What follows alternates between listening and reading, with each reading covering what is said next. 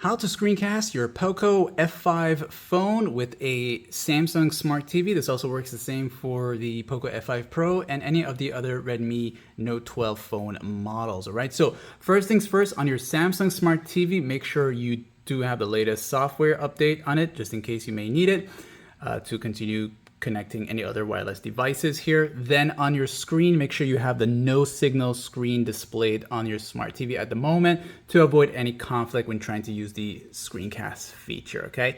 So now you wanna go into your Poco phone here and you wanna go ahead and use the quick panel access to find this toggle known as screencast. So you'll look for it here and it's gonna say cast right there. When you see it, what you're going to do is long press it, and it's going to take you to the cast options here, okay? So go ahead and turn it on now, and it's going to give you this prompt here. If it's your first time, you go with agree here, and then just go to settings, allow it for the location settings here, and let's go to app permissions, make sure they're all allowed. So just in case, I don't really understand why it would always ask you for a location, but yeah, so just go with all the time. And then once you're done with all that here, then just come back, and then turn it on here. And then it's gonna start searching for nearby devices here when you do this, all the setups and everything, right? And you'll see the name of your Samsung TV here. Go ahead and tap on it.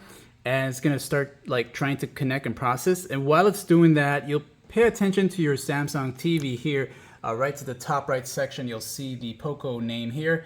And it's gonna say allow, deny, or close. So just use your remote control for your Samsung TV and then go ahead and just okay that with your remote control so that it can start to connect, okay? And then once you're done with all that there, you'll see this is gonna show up here like that.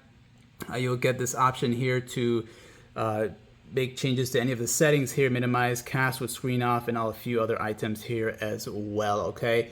And then you got these here, stop casting and all that stuff with the Samsung TV, okay? So just in case you want to show things in landscape mode as well, make sure your orientation lock is not enabled here. So if you go to view something here in landscape mode, it's going to rotate on your phone, and it's also going to rotate on your TV monitor screen as well, okay?